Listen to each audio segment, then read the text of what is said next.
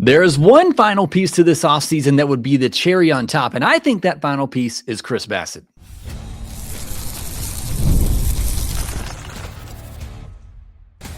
You are Locked On Braves, your daily Atlanta Braves podcast, part of the Locked On Podcast Network, your team every day. Hey, welcome back to Locked On Braves, part of a Locked On Sports Atlanta, where we cover your favorite Atlanta sports teams each and every day. Also part of the Locked On Podcast Network, now the #1 sports podcast network. I'm your host, Jake Mastroianni. I've been covering the Atlanta Braves in both written and podcast form for over 10 years now, and this is Locked On Braves, your daily connection to all things Atlanta Braves. On today's episode, we're going to talk about that final piece for the Atlanta Braves offseason and why I think that should be Chris Bassitt. We'll also get into the other starting pitching options that remain out there because there's several of them, and we got a lot of news to get into from around Major League Baseball. Today's episode is brought to you by FanDuel. The NFL playoffs are here, and FanDuel is officially in playoff mode. So visit FanDuel, an official sportsbook partner of the NFL, and grab your Profit Boost Pack every NFL playoff game day. With the Atlanta Braves signing Tyler Kinley last week, that really felt like maybe the final piece for the bullpen, especially if you consider the fact that a couple of guys from the rotation might get pushed into the bullpen, like maybe a Ronaldo Lopez that could really help out and extend the depth there.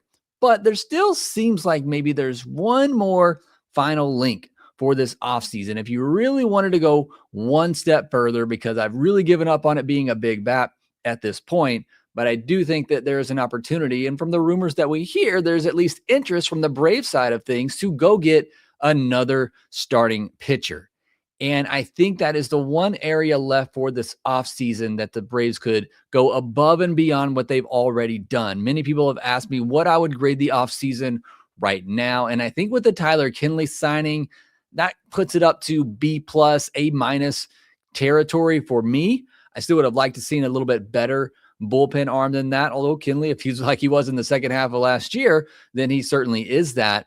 But they still haven't done that move for me to really put them over the top. And even when you think about the bullpen, they brought back Iggy, they brought back Kinley, they lost Pierce Johnson, they brought in Suárez, which is certainly an upgrade over Pierce Johnson, but still not a ton of huge upgrades there in the bullpen. And when we look at the rotation, and we talked about this the other week as well, look, if Chris Sale is healthy, he's one of the best pitchers in the league. He proved that even when he came back from injury last year. We don't necessarily know what we're going to get out of Schwellenbach and Strider, but those two have the potential at least to be top of the rotation arms.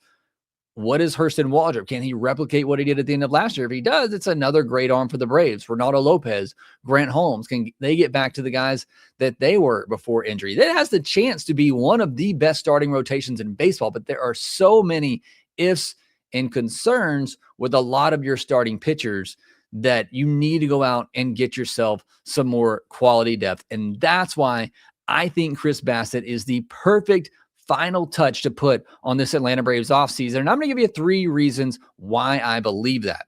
The first one is consistency.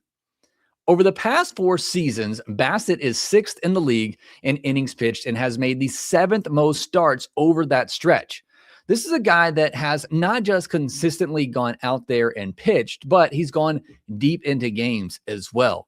And that's really what I am looking for in any starting pitcher that the Braves bring in. Yes, you want quality, which I'll get to in a second, but I also want somebody that when they take the mound, they're at least giving you 5 innings. You're not blowing up your bullpen every 5th day when they take the mound. And Chris Bassitt has proven himself, even in the later parts of his career, where he's honestly gotten even better, that when he goes out there, it's an easy 5 innings. He knows how to pitch his way into the 5th, 6th, and 7th innings. He has the stuff and the repertoire to get through a lineup a 3rd time with his very deep pitch mix that he has. So the number one reason for me why I think Chris Bassitt makes a ton of sense for what the Braves need is he is somebody that is going to post and is going to go deep in the games and give you innings. The number 2 reason for me is that he's been not just consistent, but he's been consistently good. Not consistently great. Don't get it twisted here, but he's been consistently good. So again, it's not just that he's been available, but he's accumulated over 10 F-WAR over the last 4 seasons with an ERA of 3.77, a K per 9 of 8.55, and a home run per 9 of 1.08. Again, those aren't great numbers. That's not Cy Young worthy type of production right there, but that is really, really good, especially when you consider the volume and the innings that he gives you. When he goes out there, he's going to give your team a chance to win. And that's one of the other key stats that I really, really like. I understand that a lot of people don't like the quality start stat. I do, because when I look at that, it tells me this pitcher is going out there, he's giving me length, and he's keeping my team in the game. I mean, you're not going to find many bad pitchers out there who give you a ton of quality starts. So whether you like the metric or not, I think it is a very useful tool, especially when trying to figure out who is somebody that can go deep in the games and give me a chance to win. And that's what Chris Bassitt has done, is giving you quality starts every time out there. Over that 4-year stretch, he has the 11th most quality starts, and he's averaging 16 quality starts a year over that span. I know what I'm getting from Chris Bassitt. I'm getting innings, and I'm getting a chance to win the ball game. And I absolutely love that about Chris Bassitt. And you look at even over that chance, like I said, a guy that gives you a chance to win ball games over that same stretch. He's 4th or tied with Max Fried for the 4th most wins over that stretch. So he is winning your team ball games. I know wins another stat that a lot of people don't put a ton of stock in today, but that means you're getting those wins. That means you're going deep into games, and you're giving yourself a chance, giving your team a chance to win. And that's what Chris Bassitt does.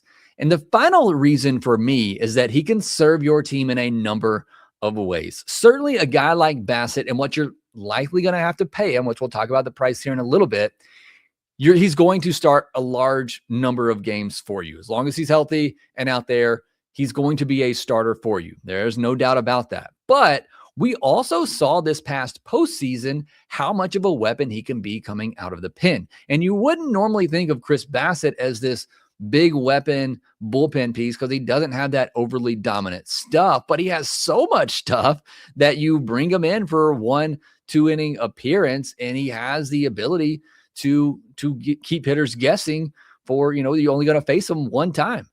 And you saw how good he was in the postseason, where he was banged up, so they moved him to the bullpen.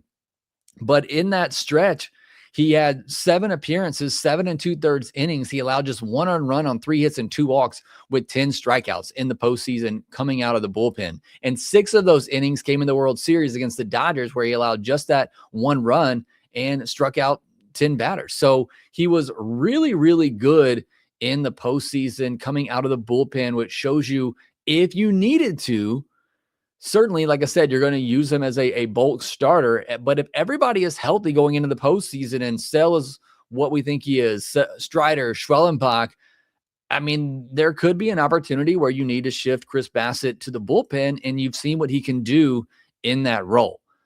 And the other purpose of getting a guy like Chris Bassitt and what else he can do for your team is that he is another very competitive veteran. If you've ever watched Chris Bassitt pitch before, you know how intense he is and how much of a competitor he is out there on that mound. It is very much Chris Sale-like. And so to have another guy in your bull or in your pitching on your pitching staff with that type of mentality, I think just improves the group around them even more. And with somebody that throws so many pitches like he does, he's going to be able to give advice to other guys out there. He throws a split finger. He's going to be able to help, Hurston Waldrop and Schwellenbach out with that. He throws a sweeper. He can help teach that to some of the guys too. He just has so much that he can offer your team outside of just what he does on the field. I think his passion, his competitiveness, his drive, his veteran leadership that he has. He's been there. He just pitched in the World Series. I think he can bring so much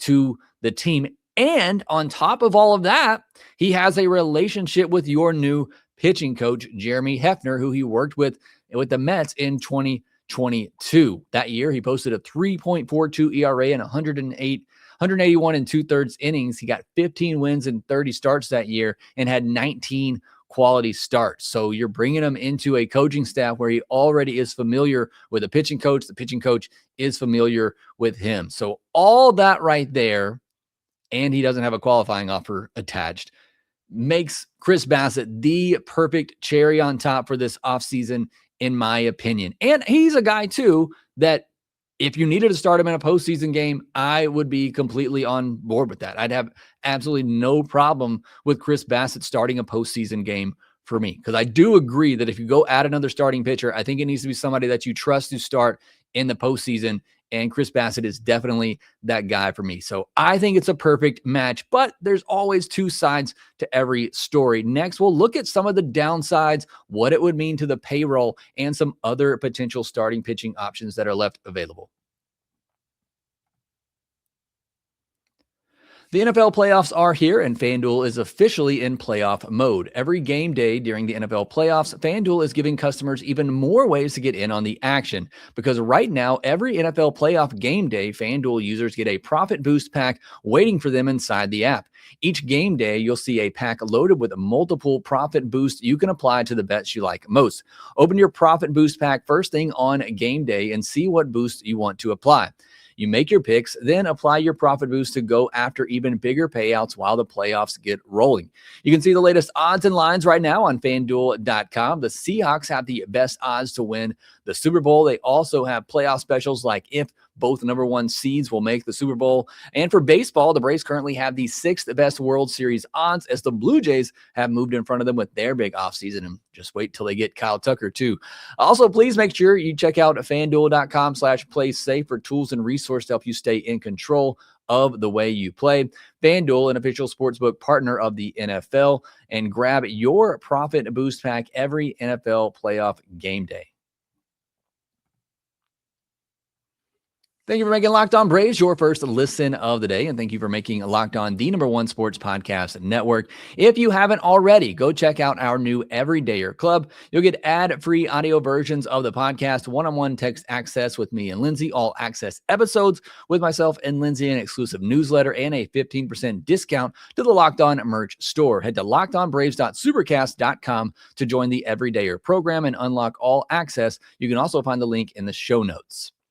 So as I mentioned, there are two sides to every story. Now, I do think that Chris Bassitt makes the most sense of the pitchers that are available, especially the free agent pitchers that are available to the Atlanta Braves. But there are certainly some risks, as there are with all pitchers. They're just inherently an injury risk waiting to happen.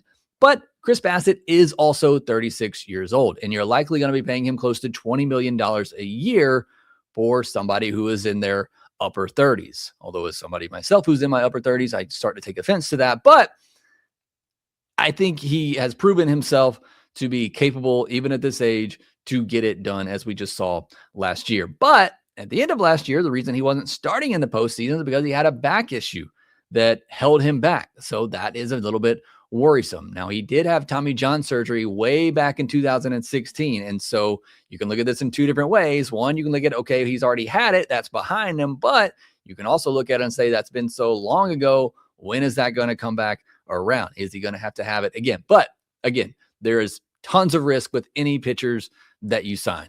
And it doesn't matter who it is. It can be the most healthiest pitcher. Look at Zach Wheeler. He had become the showcase workhorse in the league, and obviously got hurt last year. So it can happen to anybody. That's just what you sign up for whenever you sign a starting pitcher. And finally, the metrics don't love him. His expected ERA is always generally a good bit higher than his actual ERA. Does that finally catch up with him? His XBA, his chase rate, and his whiff rate were all really low last year, 30th percentile and lower on Baseball Savant. Now, that doesn't tell the picture necessarily of Chris Bassitt, because he is somebody that isn't relying fully on stuff. He does have some good stuff and good movement, but he is more so focused on movement, location, mixing up his pitches with that deep arsenal that he has. So I don't buy too much into the metrics for Chris Bassitt, because he is a different type of pitcher, and he's proven it over the years. Like I said, always keeping that ERA below his expected ERA. Now, what would this mean to the payroll to sign somebody like Chris Bassitt, or even if they still were in the market for a Framber or a Ranger even? Do they have that ability within the budget? Fangraphs has the team payroll right now at $263 million, which is already well above the highest team payroll that we've seen. And that doesn't include the taxes that they're going to have to pay because they're already well over the luxury tax. Now, the luxury tax payroll is sitting at around $259 million. So easy math here. If you added, let's just say it's 2 years, $20 million for Chris Bassitt. You add just $20 million a year to both of those numbers, you're looking at a team payroll of around $283 million plus the taxes you would have to pay, and a $279 million luxury tax threshold. Now, the third tax threshold this year is $284 million. So that would put them pretty close to hitting that mark, and that's where we assume the Braves are going to go, that they're going to want to stay under that third tax, just like they did a couple of years ago, because going over that third tax is when it starts hurting your draft picks and where you pick in the draft. So we assume they want to stay under that third luxury tax threshold, which means if they were to sign somebody like a Chris Bassitt, that would put them really close to that. However, you could potentially get him a little bit less. It will be trade rumors predicted that Chris Bassitt would sign 2 years, $38 million. So that's a $1 million a year lower. So that would be, 282, 278. So it could save you a little bit money there.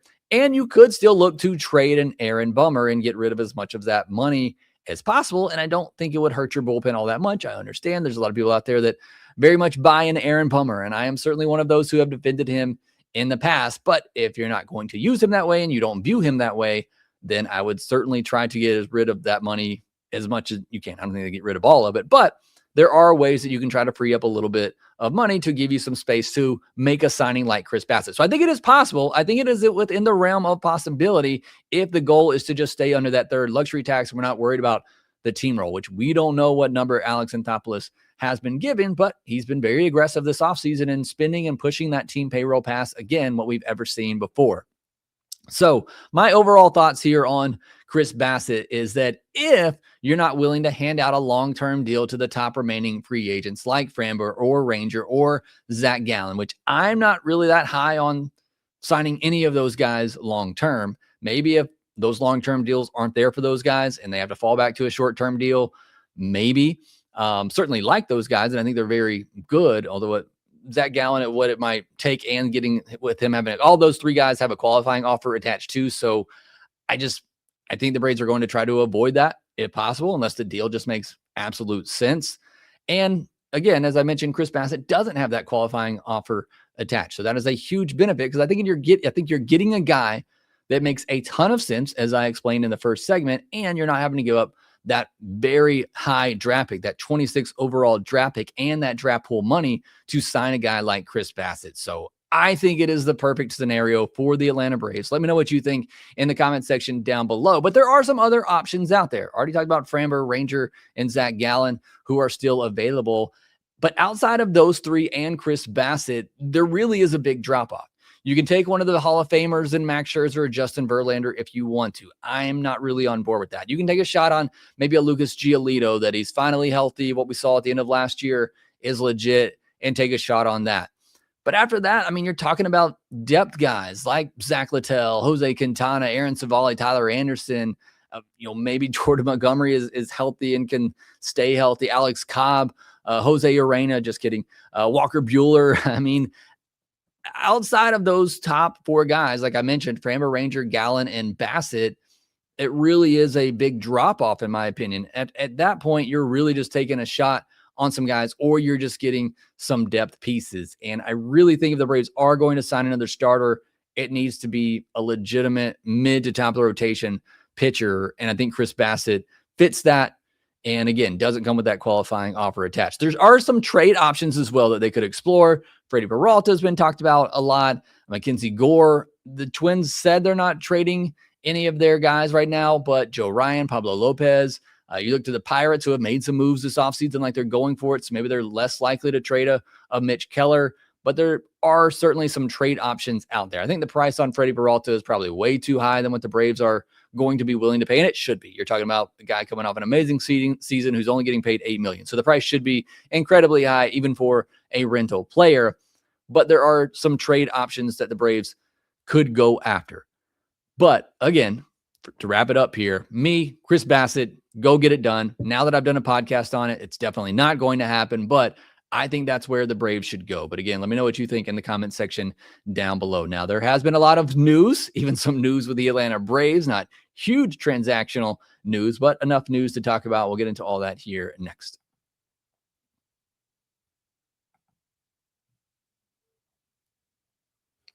So plenty of transactions happening around Major League Baseball. There's still so many big names out there. Now, I just talked about the pitchers in today's podcast. Yeah, it's almost middle of January, and you still have 3 of the top starting pitching free agents out there, but there's still a lot of hitters out there as well. Cody Bellinger, Kyle Tucker. And so we are getting a little bit of news and rumors. The Braves had several transactions over the weekend, and we mentioned the Tyler Kinley a move already. We talked about that last week, but the Braves made a little bit of a trade too. They traded left-handed pitcher Ken Waldichuk, who you probably weren't even aware that he was on the team yet. And they also traded infielder Brett Wisely, who you thought wasn't on the team anymore. And they traded both of those guys to the Rays for cash considerations or a player to be named later. The Braves had just picked up Waldichuk in a waiver claim from the A's, in which they designated Vidal Brujan for assignment. And around that same time, they claimed right-handed pitcher George Soriano from the Orioles and DFA'd Brett Wisely, which is why I was surprised to see they were involving him in a trade, because last time I heard about Brett Wisely, he was getting DFA'd. So clearly he passed through that and came back to the Braves, and then they were able to move him, or the Braves picked him up in that waiver process, and that's how they worked out the trade.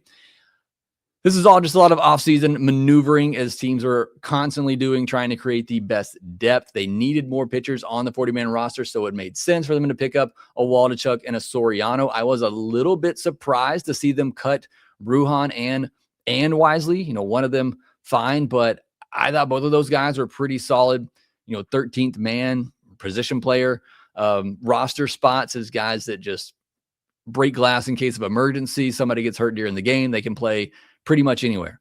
Both of those guys were out of options though, so maybe you look for somebody similar to that. It's just that last man on the roster that can play everywhere if something happens during the game, or you need a pinch run for somebody later in the game, a catcher or something, that you could put one of these guys in. I would imagine they're going to try to find somebody to fill that spot. And like I said, maybe somebody that has some minor league options to give them a little bit of flexibility. Fangraphs right now has Nacho on that last bench spot. I'd be surprised if the Braves don't send him back down to Gwinnett to let him play every day. But there is that potential, because he does have options that you can move him back and forth if needed. But again, we're talking about the last roster spot here. So unless the Braves are going to shock us and go out and get another legitimate bat and push everybody else down, they're likely just going to look for somebody else to fill that last bench spot, somebody that can play all over, that you're likely not going to see too much. Because with Dubon, it just really makes the team a lot more flexible, and you don't have to worry too much about that final bench spot. And they may need to carry another catcher as well. So keep that in mind. If Sean Murphy comes in the year, maybe he's not 100%, but they don't want to put him on the IL, that maybe they carry a third catcher until he's completely ready. If they do put him in the IL, then you just already have that catcher on there anyway. But keep that in mind too. That could play into things once we get into spring training. But those guys, that last bench spot, those guys can be found pretty easily, and even towards the end of spring training, as guys get cut on other teams. But I wouldn't be surprised if they replace Brujan, and Brujan may have cleared. I haven't heard whether or not Brujan cleared or not. He could just be back with the team. Now, some news around Major League Baseball. Alex Bregman signed with the Cubs for 5 years, $175 million. And of course, $70 million of that is deferred, because we can't make a long-term deal these days without deferring half of the contract. I hope they get rid of that in the CBA. But either way, he goes to the Cubs, spurns the Red Sox, who are apparently pretty upset about it. So a little bit of a surprise there. And then another surprise, the Diamondbacks, who thought maybe they were trading Ketel. They say Ketel's not being traded. Then they trade for Nolan Arenado. And the Cardinals pick up $31 of the $42 million left on Arenado's contract. And it is just very shocking to me that somebody who could potentially be a Hall of Famer, I think Nolan Arenado is definitely, on the borderline there. He's been traded twice now, and both times it was pretty much a money dump. Now, you could say the Rockies were trading him and got some prospects back. That was an awful deal by the Rockies. I don't know how you trade one of the best players you've ever had and that was your return. But this certainly is a money dump for the Cardinals. You're picking up $31 million of the $42 million left on Nolan Arenado's contract. So pretty big move there. The Mets apparently have a huge offer out to Kyle Tucker. It's a shorter term deal, but the AAV on it around $50 million. That's absolutely insane. Blue Jays and Dodgers also appear to be in the mix for Kyle Tucker. So we're finally getting a little bit of movement on him. Hopefully that'll happen here pretty soon. Hopefully it doesn't happen with the Mets. I would love for the Blue Jays to get him and the Blue Jays just continue to build a powerhouse over there. It's kind of fun to see what they're doing, something we'll probably never get to experience, but from afar, it's been fun to see what the Blue Jays have done this offseason. Then some other news as well. The Giants are among teams that are trying to get Nico Hoerner from the Cubs. I still don't see why the Cubs want to trade him. Maybe they have some other options there I'm just not aware of, but I just think Nico Hoerner makes a lot of sense. He's not making a ton of money. He's very versatile for you, can play short, can play second, just does some good things for you. I would have liked to have him if the Braves didn't already go out and get Ha-Sung Kim and Mauricio Dubon, but we'll see what the Cubs do there if they end up trading Nico.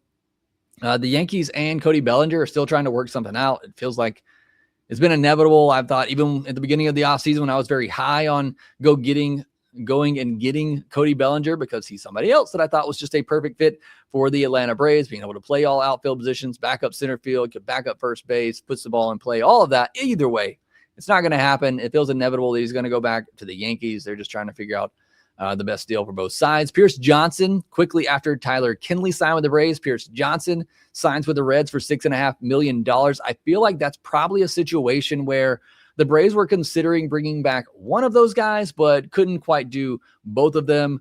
I think they're pretty much even at this point. So you just go with whichever one was the cheaper option. And it seems like that was Tyler Kinley. And then once that happened, Pierce Johnson said, okay, I'll go somewhere else, and signs with the Reds the day after. So the timing on that just makes it seem like that both of those guys were kind of waiting to see what the Braves were going to do.